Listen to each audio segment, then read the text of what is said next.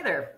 I wanted to spend a little bit of time supplementing some of the information in your textbook, which I think does a decent job of talking about the causes and some of the consequences of the Great Depression by talking about some of the ways in which different states respond.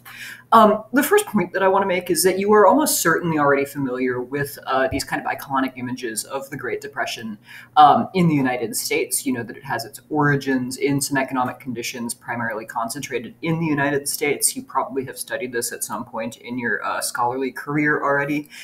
You might even be familiar with some of the repercussions, which look somewhat similar across, say, Europe. So here you see an image of a bank being attacked in a protest during the Depression in Germany. So you might also know that there's kind of ripple effects that look pretty similar to the way that the Great Depression looks in the United States elsewhere in the world. But what you might not have considered is that, for instance, the Great Depression is actually going to give a significant boost to the Indian independence movement because of the way that it particularly affects colonial subjects in the British Empire in particular. And you might not know that the Great Depression is also going to give impetus to some new political and economic movements in Latin America. The one depicted here, which we'll talk about a little bit later today, is in Brazil. So the first thing that is important to remember is that the Great Depression is a global phenomenon, and as such, we can't just think about what the United States government tries to do about it. We have to compare that with what's being done by other governments around the world. I'll outline 5 options. The first is what we know as laissez-faire economics. Laissez-faire is a fancy French word for leave it alone, don't do anything, and this is the bedrock of classical economics, arguably as far back as at least 1776, when Adam Smith publishes his classic book, The Wealth of Nations. Laissez-faire economics means that you believe that the economy will basically work itself out. There might be some cyclical fluctuations, there might be some boom and some bust cycles, sometimes some businesses have to close, and that's how it happens. But laissez-faire economics basically says that the best thing for the state to do is just to largely stay out of it and allow the workings of the market, the workings of individual action, to just keep going on their own, which will ultimately achieve the best outcome for everyone. The United States tries this under the presidency of Herbert Hoover, who happens to be in office at the time that the stock market crashes, and I will spoil the ending for you, it does not work. There's a reason you don't see a lot of stuff named after Herbert Hoover. There's a reason he is not pinned up as an example of one of the best American presidents ever, and it's that his largely laissez-faire, leave-it-to-private charity approach to the Depression led to the continuation of a bunch of different problems.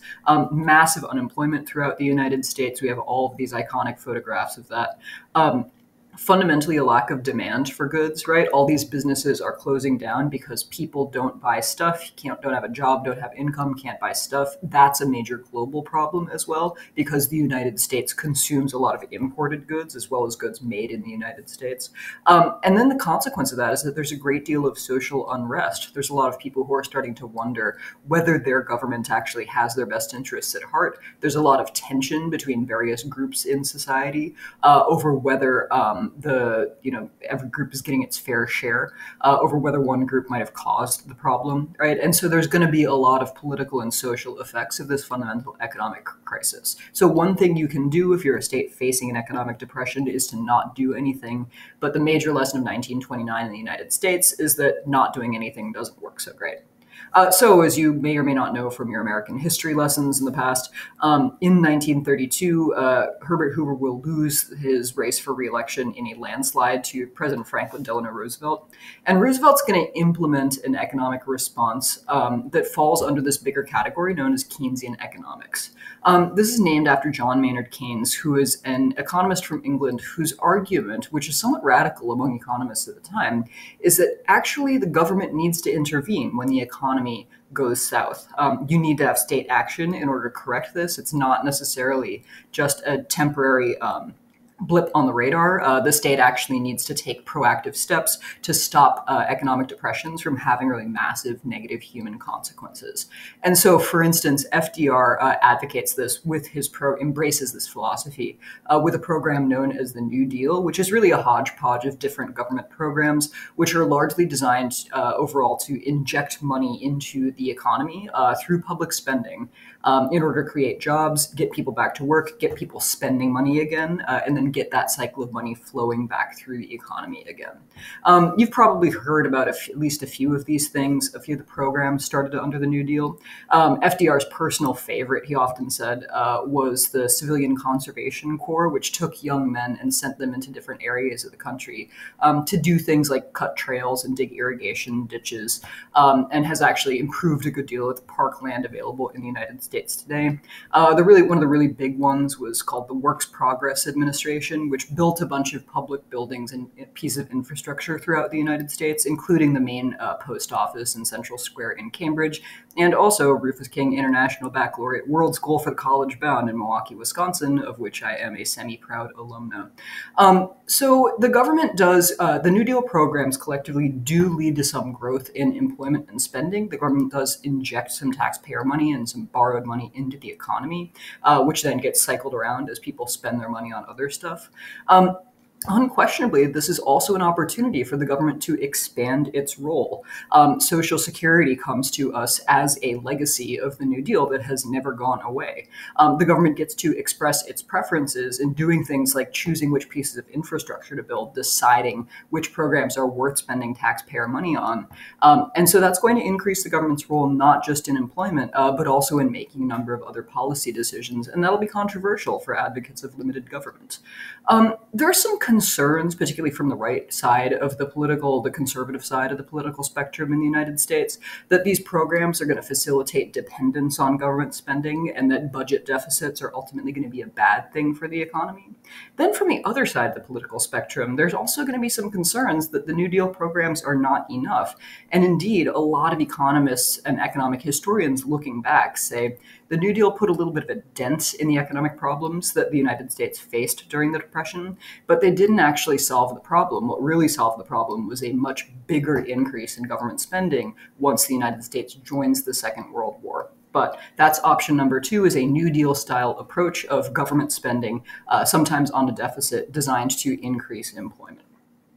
Option number 3 is something known as import substitution industrialization. And we're going to see that in countries that as a result of either colonialism or kind of the economic imperialism that we see, particularly in Latin America in the 19th, early 20th century, are really hit hard by the Great Depression because they are dependent on exporting a limited number of raw goods to wealthier industrialized economies and then importing manufactured goods as luxuries for their citizens, for their consumers.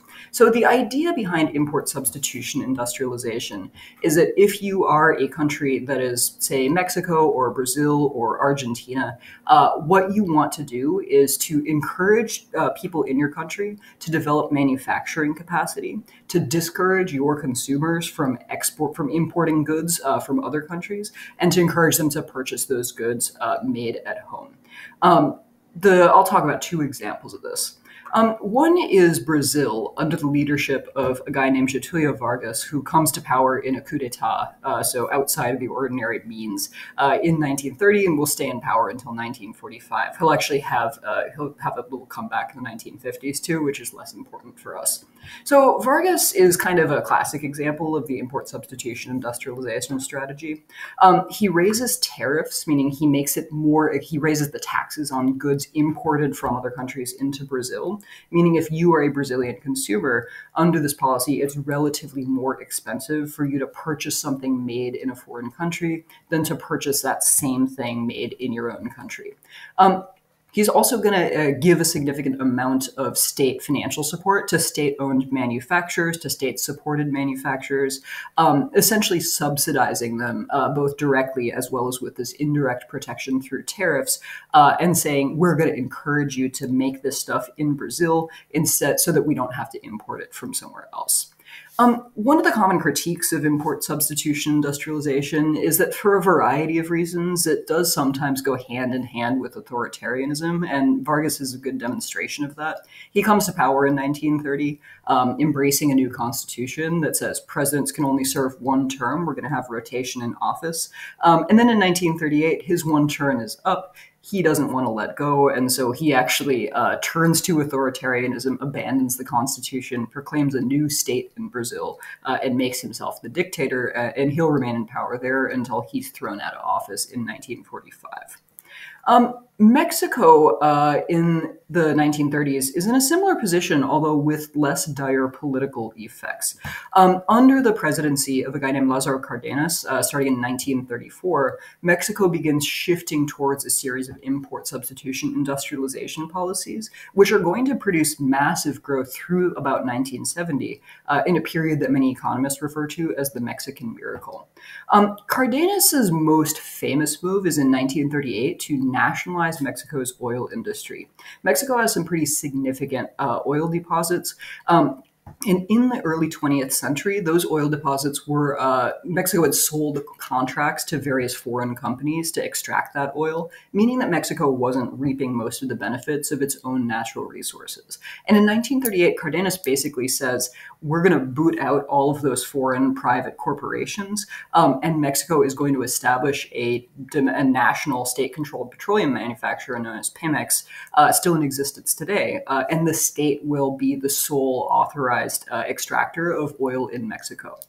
This is controversial. It carries a significant risk of intervention, but ultimately the United States decides that it's not interested in intervening to protect its investors. Same with the governments of other oil companies that have been doing business with Mexico. And the result is, among other things, to make Cardenas quite popular because he can claim to be both promoting Mexico's economic development and standing up for Mexico's national interests against these other, American and European big imperial and corporate powers. Cardenas and his successors are going to take those profits from oil and turn them back around and invest in infrastructure, invest in building roads and railways, engage in a massive expansion of public education in Mexico. They're also going to do some of those same import substitution industrialization strategies that countries like Brazil under Vargas had done in terms of raising tariffs and giving state support to various domestic manufacturers. That doesn't carry with it that same turn towards authoritarianism. Mexico is not a perfect democracy. We talk about this a lot in AP comparative government in the mid 20th century, but it also doesn't turn into a dictatorship in the way that Brazil has. And as I said, this is going to lead to pretty significant and impressive economic growth for Mexico throughout the 40s, 50s, and 60s. Option number 4, not just an economic strategy, but also a political ideology. They go hand in hand. We're going to refer to, through the somewhat difficult to pronounce phrase, fascist corporatism. 2 concepts to define for you there. Fascism, and we'll talk about this a little bit later in this unit some more in a dedicated lesson. Fascism is a political ideology it's tricky to define, but it's got a couple of key features. One is hyper-nationalism, coupled with an emphasis on military strength and power, often hearkening back to the glory days of Italy or Germany or wherever. Another is dictatorial rule. Fascism is unabashedly authoritarian. It is not interested in democracy. It is not interested in majority rule. And then the one most relevant for our economic purposes today, fascism stresses the regimented organization of society. And in order to make that make sense, we have to define our second term, which is corporatism. Corporatism is a philosophy that says the best way to make a big complex society work is to organize all of its different interest groups, its teachers or its farm workers or its intellectuals or its artists or its bankers into a body that represents their interests. And by coordinating the interests of those bodies, you can make this, instead of having them compete with each other or within themselves, you can make society run as smoothly and as best for the common interest. And the symbol of fascism, you're seeing here the logo of the National Fascist Party under Benito Mussolini in Italy.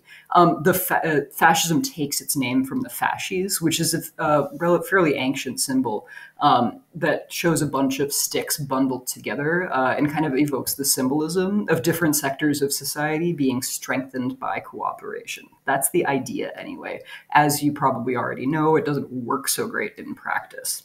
So the idea of fascist corporatism is most strongly associated with Benito Mussolini's Italy. Mussolini takes power in 1922 and establishes a fascist regime there. You might also be able to note this in Spain under Francisco Franco, or of course Germany under Nazi rule under Adolf Hitler.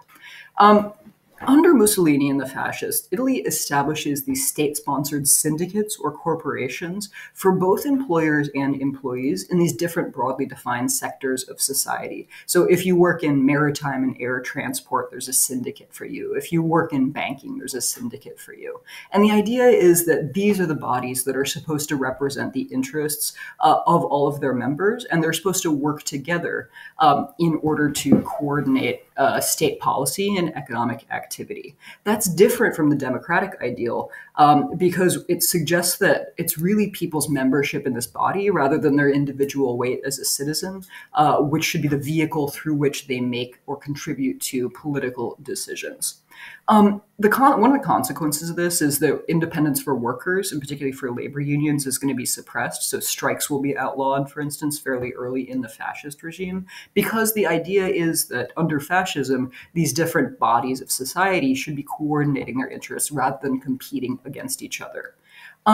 There's an emphasis on autarky, which is national economic independence, not needing to import anything from anywhere else, and on protectionism. Part of that has to do with this economic ideology, with this response to the Depression, but a bigger part of it has to do with political circumstances. So it is worth noting that for all of these options, there's political as well as economic factors explaining why states choose them. And it's just worth noting that, under this economic ideology, in principle, there could be some sort of bottom-up way in which the corporations or the syndicates represent their interest to the state. But in practice, the state is going to intervene in order to coordinate economic activity to serve the state's needs, basically whenever it feels like it's necessary. That's kind of a guiding principle of fascism, is that the state comes before basically anything else. And so these corporations are really much more of a vehicle for the state to tell various sectors of the economy what it wants them to do, rather than the other way around. Finally, option number 5, which we're going to associate with the Soviet Union in this period, is just to opt out of economics in the classical sense of people making decisions pretty much altogether and embrace instead what we call a command economy. That's a system in which instead of individuals or businesses or managers making decisions about what to produce based on their self-interest, which is capitalism, the state basically tells you what to do. They set quotas, they set targets, and they pass them down to managers into factories. And so the Soviet Union under Joseph Stalin from 1928 until Stalin dies in the 50s is going to implement this strategy. It's worth noting that even before the Great Depression, for, again, a combination of economic, political, ideological reasons, the Soviet Union has significantly backed out of international trade. In 1917, the Russian Revolution leads to the establishment of the Bolshevik Party, the Soviet Communist Party, in power in Russia, which soon will become the Soviet Union. We'll talk about this a little bit more later. And Stalin, there's a lot of debate about this among Russian communists and Soviet communists, but when Stalin gains power, his ideology, his belief is that we should attempt to create socialism in one state instead of exporting the revolution. What that means is that by the late 1920s, the Soviet Union is not nearly as closely connected with the global economy as most other countries in the world are. And so it's actually not hit super hard by the Great Depression. There's a lot of economic problems in the Soviet Union in the 1930s for other reasons, but it doesn't experience that same sudden economic shock that the countries like the United States or Britain or France or Germany or Brazil or Mexico do. And so it's worth noting just that, lots of people will actually kind of glance at the Soviet Union in the 1930s and say, hey, they actually don't seem to have lost as much as many other countries did. Maybe communism actually has some merit. The major vehicle through which the state tells people what to do, economically speaking, under the command economy model is these documents called 5-year plans, in which the state sets out these pretty lengthy documents saying, we're going to make essentially this much steel, this much coal, we're going to mine this much iron, we're going to produce this many tanks, et cetera, et cetera. And so instead of production happening in response to the needs of consumers, production happens in response to the needs of the state. No need to get into this in any great detail today, because we have a couple of days to talk about communism and the Cold War later in this unit, but it is just worth noting the goal set by the command economy, by the Soviet economic planners, are very much, as in fascist corporatism, about the needs of the state. Stalin's very interested in industrializing Russia. Stalin's very interested in preparing for a military confrontation with Nazi Germany, which will eventually happen in 1941. He's not so much interested in consumer goods. He's not real interested in making sure that ordinary people have, say, enough to eat or any kind of little luxuries. And so this is going to shift the aims of production really considerably compared to a demand-driven or a consumer-driven market economy. Lots of criticisms, which again we'll get into a little bit later in this unit, but I just want to point out two really big conceptual issues with the command economy. Number one, it requires a great deal of coercion. There is significant punishment for managers and for factory foremen and so forth who don't meet their quotas. And the second is that that's going to lead to a lot of issues with information flows between the people who are actually making the stuff and the government planners who are deciding where to send it and allocate it. Because a common way of dealing with your factory's failure to meet its quota is to just lie and say that you made more than you did.